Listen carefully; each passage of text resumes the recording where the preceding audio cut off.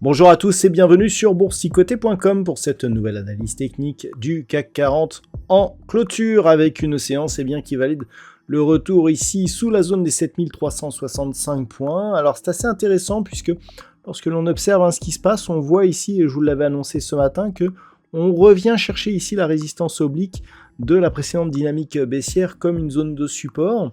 Alors on casse malgré tout la moyenne, la zone horizontale des 7365 points, mais on reste justement au-dessus de cette moyenne mobile 20 exponentielle.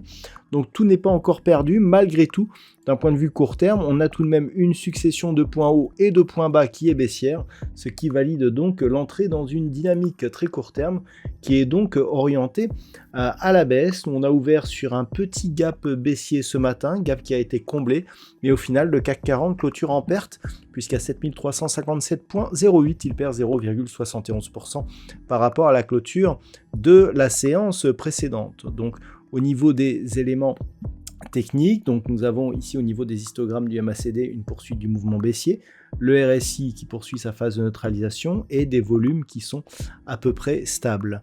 Au niveau du palmarès des valeurs, nous avons donc quelques hausses tout de même au niveau du CAC 40. Alors on fera abstraction de Vivendi qui a une cotation un peu erratique aujourd'hui.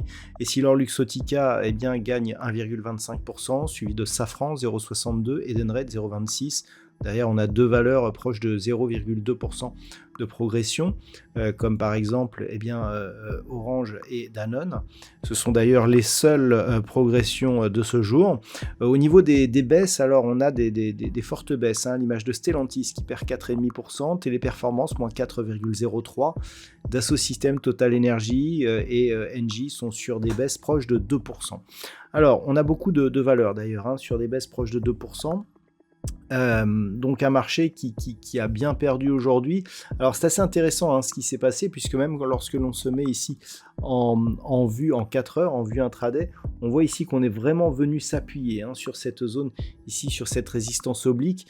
Donc c'est assez intéressant, et ce que l'on voit d'un point de vue daily est vraiment fidèle à ce qui s'est passé dans la réalité. Donc cette résistance, je le rappelle, qui délimitait la dynamique baissière, le fait que l'on ait cassé cette zone à la hausse et que l'on revienne par deux fois s'appuyer sur cette zone comme zone de support, limite pour l'instant la possibilité d'une réintégration. Et donc on est toujours sur un signal de sortie de cette dynamique baissière, même si cela s'inscrit dans un biais qui est neutre. Et je rappelle que le biais sera neutre tant que l'on ne descendra pas sous cette zone ici des 7310 points.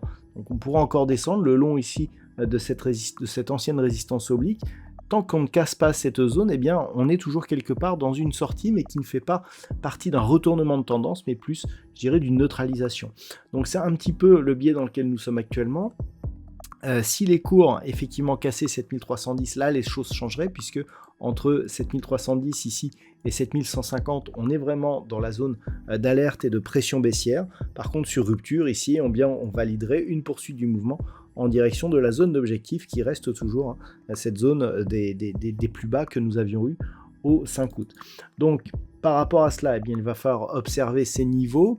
Au niveau de la hausse, il faudrait vraiment marquer un mouvement assez fort pour avoir ici une phase de hausse, une phase de consolidation, une reprise. Donc il faudrait dans un premier temps casser ici cette zone de points hauts qui est proche ici des 7000, un peu supérieur aux 7500 points, pour venir ici casser attaquer et casser la zone des 7570 points. Ce n'est que sur rupture de cette zone que l'on aurait vraiment un biais haussier qui pourrait réapparaître.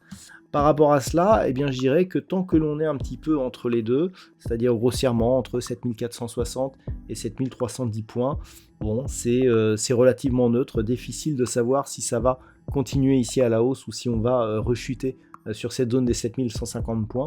Et globalement, il faudra attendre, je dirais, les échéances. Hein. Cette semaine, elles sont mercredi, puisque nous aurons la réunion de la Fed.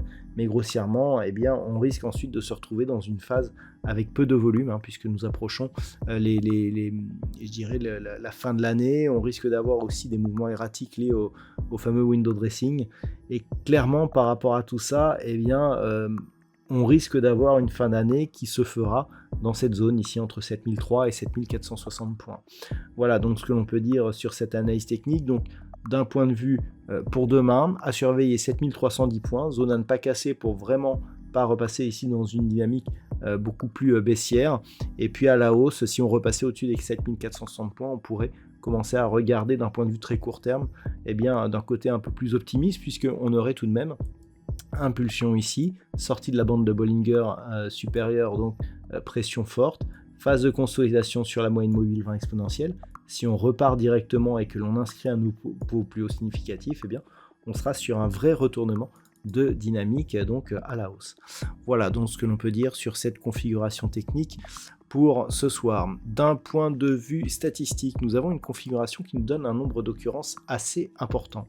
Et avec ce nombre d'occurrences assez important, ce que ça nous dit, c'est que l'on a un petit, alors je dis bien un petit potentiel haussier pour ce milieu de semaine, c'est-à-dire on pourrait remonter ici grossièrement aux alentours des 7400 points, mais avec une vue un peu plus baissière pour les jours suivants. Alors, le potentiel n'est pas fort, tant sur la phase de rebond que sur la phase de baisse, mais globalement, à long terme, il n'y a pas de hausse, je dirais, marquée dans les phases de probabilité actuelles. On est plutôt ici sur une poursuite du mouvement baissier. Voilà, donc ce que l'on peut dire sur cette analyse technique du CAC 40 pour aujourd'hui. Je vous souhaite donc une bonne soirée. On se retrouve dès demain pour d'autres analyses techniques, toujours sur le site boursicoté.com.